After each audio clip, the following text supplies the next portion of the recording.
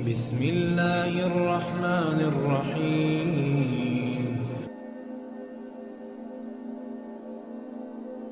Biografi Syekh Ibnu Athaillah As-Sakandari. Nama lengkapnya adalah Tajuddin Abu Al-Fadl Ahmad bin Muhammad bin Abdul Al-Karim Ibnu Athaillah As-Sakandari Al-Juzami Al-Maliki Al-Syazili. Hidup di Mesir di masa kekuasaan dinasti Mameluk. Ia lahir di kota Alexandria Iskandariyah, lalu pindah ke Kairo.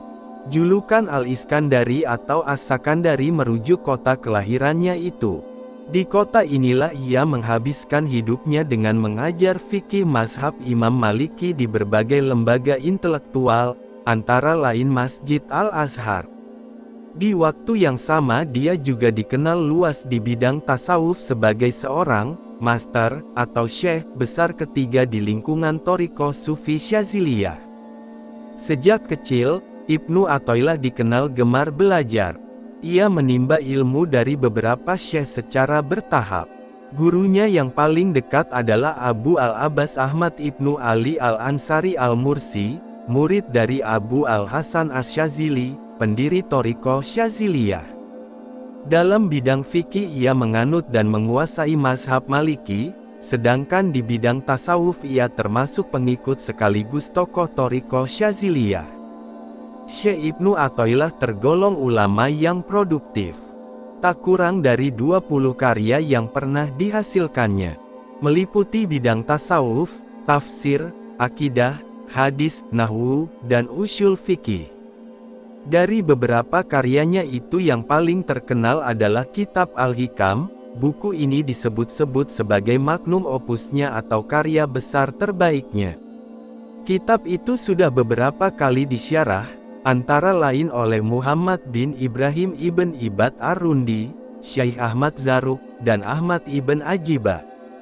Beberapa kitab lainnya yang ditulis adalah Al-Tanwir fi Iskat Al-Tadbir, Unwan et-Taufiq fi Dab Al-Thoriq, Miftah Al-Falah dan Al-Qaul Al-Mujarrad fil Al-Ism Al-Mufrad. Yang terakhir ini merupakan tanggapan terhadap Syekhul Islam Ibnu Taimiyah mengenai persoalan tauhid. Kedua ulama besar itu memang hidup dalam satu zaman, dan kabarnya beberapa kali terlibat dalam dialog yang berkualitas tinggi dan sangat santun. Ibnu Taimiyah adalah sosok ulama yang tidak menyukai praktek sufisme.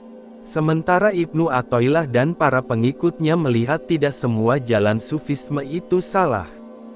Karena mereka juga ketat dalam urusan syariat. Ibnu Athaillah dikenal sebagai sosok yang dikagumi dan bersih. Ia menjadi panutan bagi banyak orang yang meniti jalan menuju Tuhan. Menjadi teladan bagi orang-orang yang ikhlas, dan imam bagi para juru nasihat. Ia dikenal sebagai master atau syekh ketiga dalam lingkungan Thariqah Syaziliyah sepeninggal pendirinya Abu Al-Hasan Asy-Syazili dan penerusnya, Abu Al-Abbas Al-Mursi. Dan Ibnu Athaillah inilah yang pertama menghimpun ajaran-ajaran, pesan-pesan, doa dan biografi keduanya, sehingga khazanah Thariqah Syaziliyah tetap terpelihara. Meski ia tokoh kunci di sebuah thariqah, bukan berarti aktivitas dan pengaruh intelektualismenya hanya terbatas di tarekat saja.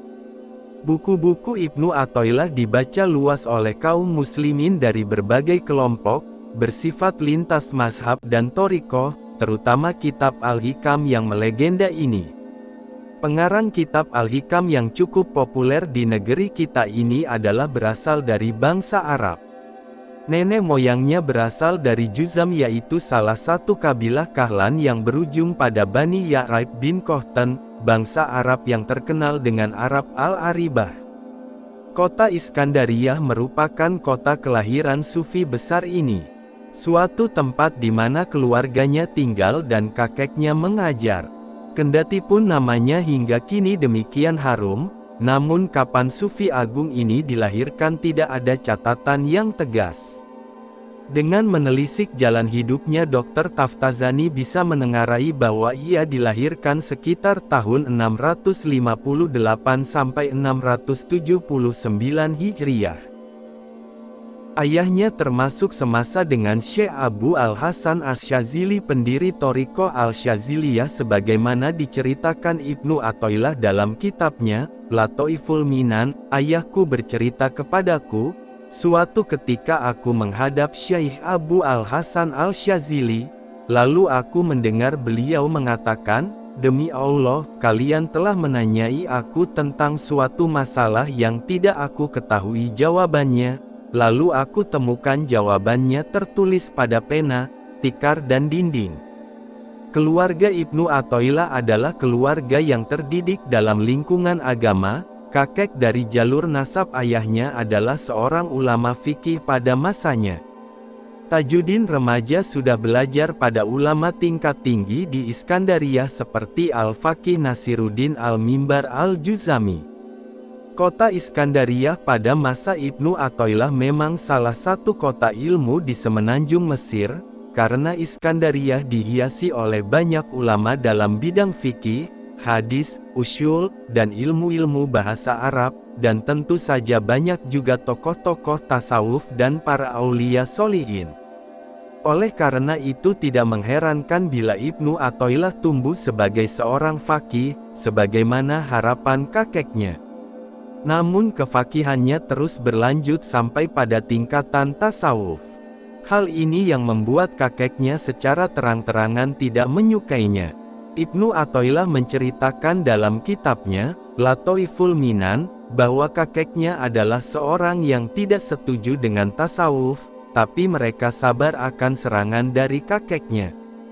Disinilah guru Ibnu Athaillah yaitu Abul Abbas Al-Mursi mengatakan, kalau anak dari seorang alim fikih Iskandariyah, yaitu Ibnu Athaillah datang ke sini, tolong beritahu aku.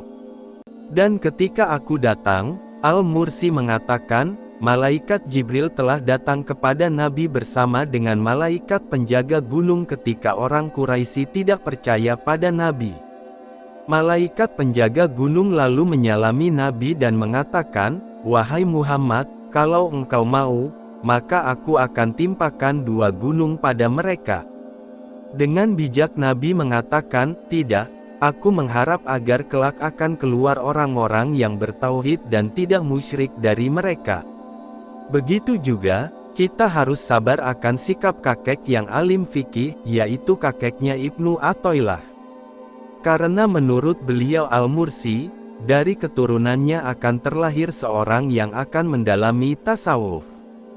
Pada akhirnya Ibnu Athaillah memang lebih terkenal sebagai seorang sufi besar. Namun menarik juga perjalanan hidupnya, dari didikan yang murni fikih sampai bisa memadukan fikih dan tasawuf. Oleh karena itu buku-buku biografi menyebutkan riwayat hidup Ibnu Athaillah menjadi 3 masa. Masa pertama Syekh Ibnu Athaillah As-Sakandari. Masa ini dimulai ketika ia tinggal di Iskandariyah sebagai pencari ilmu agama seperti tafsir, hadis, fikih, usyul, nahwu dan lain-lain dari para alim ulama di Iskandariyah. Pada periode itu beliau terpengaruh pemikiran-pemikiran kakeknya yang mengingkari para ahli tasawuf, karena kefanatikannya pada ilmu fikih. Dalam hal ini Ibnu Athaillah bercerita, dulu aku adalah termasuk orang yang mengingkari Abu Al-Abbas Al-Mursi, yaitu sebelum aku menjadi murid beliau. Pendapat saya waktu itu bahwa yang ada hanya ulama ahli zahir, tapi mereka ahli tasawuf mengklaim adanya hal-hal yang besar, sementara zahir syariat menentangnya. Masa kedua Syekh Ibnu Athaillah As-Sakandari. Masa ini merupakan masa paling penting dalam kehidupan sang guru pemburu kejernihan hati ini. Masa ini dimulai semenjak ia bertemu dengan gurunya, Abu Al-Abbas Al-Mursi, tahun 674 Hijriah, dan berakhir dengan kepindahannya ke Kairo.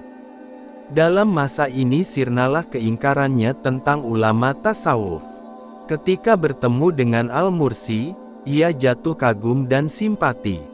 Akhirnya ia mengambil thariqah langsung dari gurunya ini, yaitu Abu Al-Abbas Al-Mursi.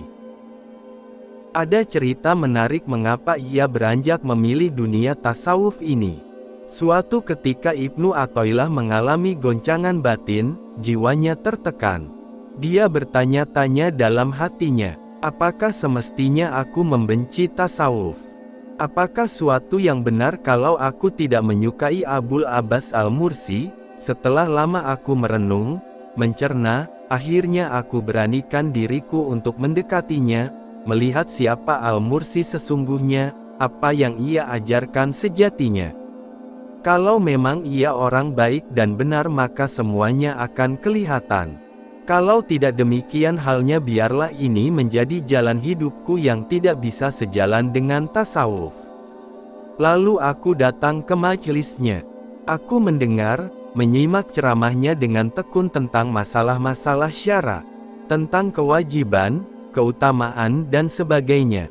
Di sini jelas semua bahwa ternyata Al-Mursi yang kelak menjadi guru sejatiku ini, mengambil ilmu langsung dari Tuhan.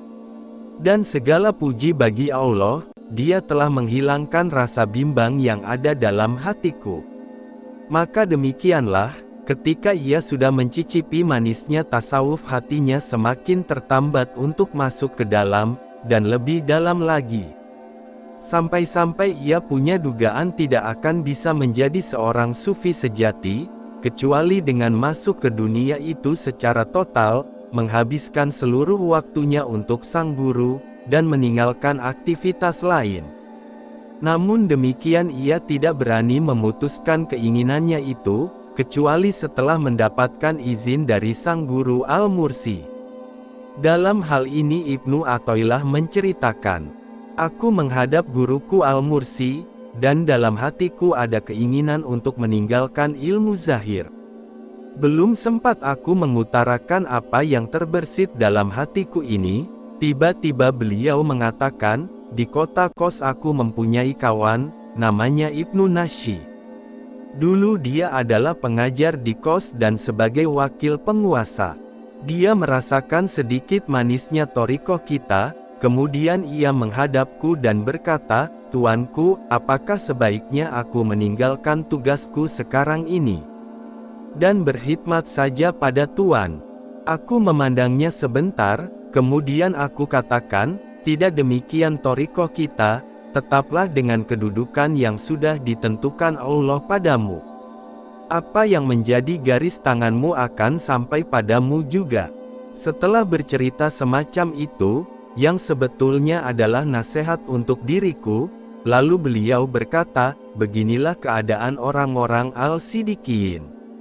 Mereka sama sekali tidak keluar dari suatu kedudukan yang sudah ditentukan Allah, sampai Allah sendiri yang mengeluarkan mereka. Mendengar uraian panjang lebar semacam itu, aku tersadar dan tidak bisa mengucapkan sepatah kata pun. Dan alhamdulillah Allah telah menghapus angan kebimbangan yang ada dalam hatiku, sepertinya aku baru saja melepas pakaianku. Aku pun rela tenang dengan kedudukan yang diberikan oleh Allah. Masa ketiga Syekh Ibnu Athaillah As-Sakandari. Masa ini dimulai semenjak kepindahan Ibnu Athaillah dari Iskandariyah ke Kairo, dan berakhir dengan kepindahannya ke Haribaan yang Maha Kuasa, pada tahun 709 Hijriyah. Masa ini adalah masa kematangan dan kesempurnaan Ibnu Athaillah dalam ilmu fikih dan ilmu tasawuf. Ia membedakan antara uslah dan kholwah. Uslah menurutnya adalah pemutusan hubungan, maknawi bukan hakiki, lahir dengan makhluk, yaitu dengan cara si salik atau orang yang uslah selalu mengontrol dirinya, dan menjaganya dari tipu daya dunia. Ketika seorang sufi sudah mantap dengan uslahnya, dan nyaman dengan kesendiriannya, ia akan memasuki tahapan kholwah. Dan kholwah dipahami dengan suatu cara menuju rahasia Tuhan. Kholwah adalah perendahan diri di hadapan Allah dan pemutusan hubungan dengan selain Allah Subhanahu wa Ta'ala. Menurut Ibnu Athaillah, ruangan yang bagus untuk berkholwah adalah yang tingginya setinggi orang yang berkholwah tersebut. Panjangnya sepanjang ia sujud, luasnya seluas tempat duduknya. Ruangan itu tidak ada lubang untuk masuknya cahaya matahari, jauh dari keramaian, pintunya rapat, dan tidak dalam rumah yang banyak penghuninya. Ibnu Athaillah sepeninggal gurunya Abu al-Abbas al-Mursi tahun 686 Hijriah, menjadi penggantinya dalam mengembangkan thariqah Syaziliyah. Tugas ini ia emban di samping tugas mengajar di kota Iskandariyah. Maka ketika pindah ke Kairo, ia bertugas mengajar dan ceramah di Masjid Al-Azhar. Ibnu Hajar berkata, Ibnu Athaillah berceramah di Al-Azhar dengan tema yang menenangkan hati, dan memadukan perkataan-perkataan dari salafus soleh, juga berbagai macam ilmu. Maka tidak heran kalau pengikutnya begitu banyak dan beliau menjadi simbol kebaikan. Hal senada diucapkan oleh Ibnu Taghribaradi. Ibnu Athaillah adalah orang yang soleh, berbicara di atas kursi Al-Azhar, dan dihadiri oleh jamaah yang banyak sekali. Ceramahnya sangat mengena dalam hati. Dia mempunyai pengetahuan yang dalam akan perkataan ahli hakikat dan orang-orang ahli thariqah. Termasuk tempat mengajar beliau, adalah Madrasah Al-Mansuriyah di Hai Al-Sogoh. Beliau mempunyai banyak anak didik yang menjadi seorang ahli fikih dan tasawuf, seperti Imam Taqiyuddin Al-Subki, ayah Tajuddin Al-Subki, pengarang kitab Tobaqoh Al-Syafi'iyah Al-Kubro. Al-Hikam Ibnu Athaillah. Kitab ini dikenali juga dengan nama Al-Hikam Al-Athaillah, untuk membedakannya daripada kitab-kitab lain yang juga berjudul Hikam. Syekh Ibnu Athaillah menghadirkan kitab Al-Hikam dengan sandaran utama pada Al-Quran dan As-Sunnah.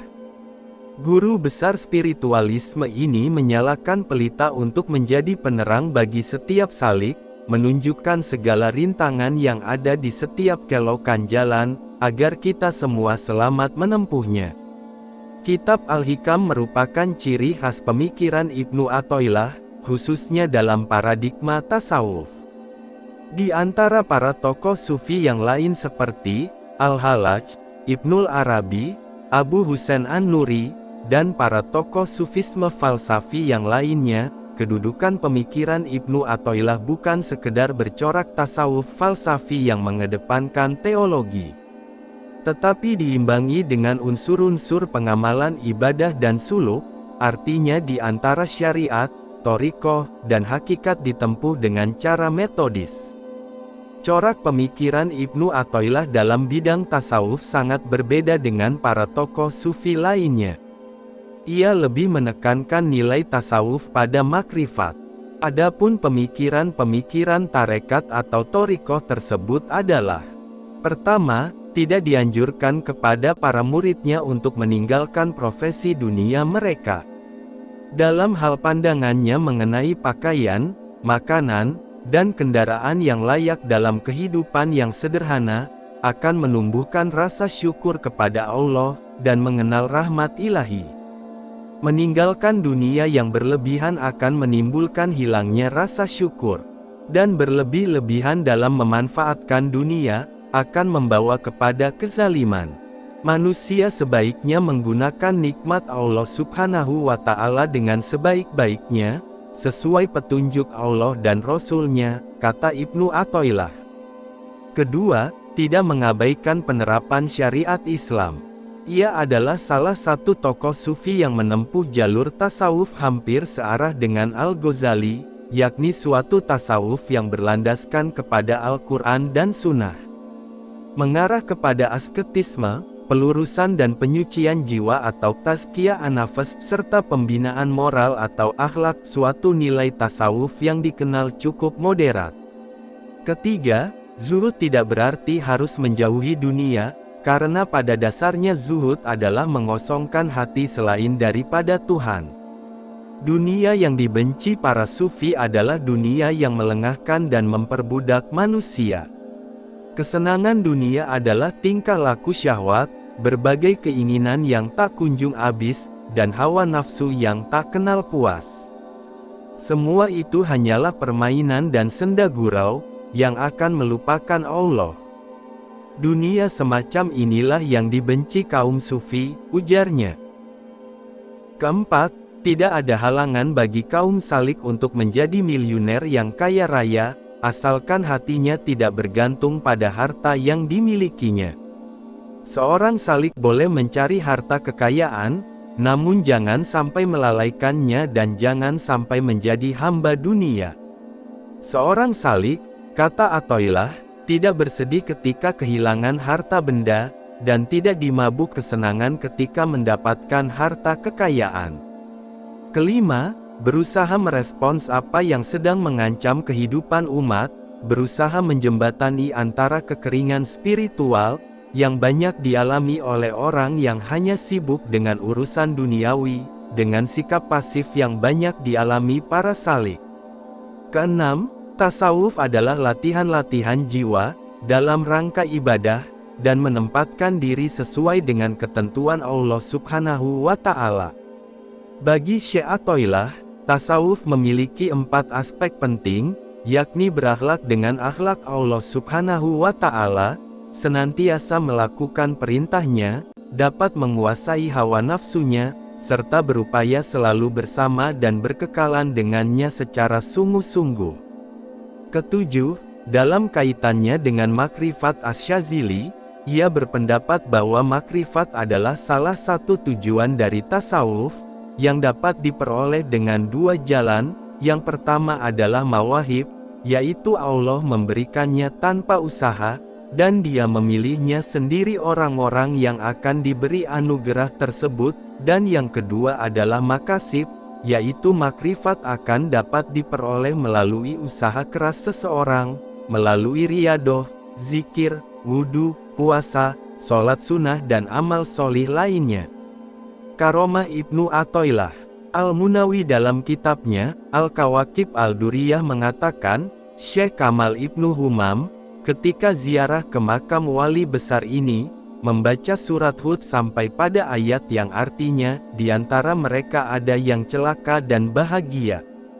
Tiba-tiba terdengar suara dari dalam liang kubur Ibnu Athoillah dengan keras, "Wahai Kamal, tidak ada di antara kita yang celaka."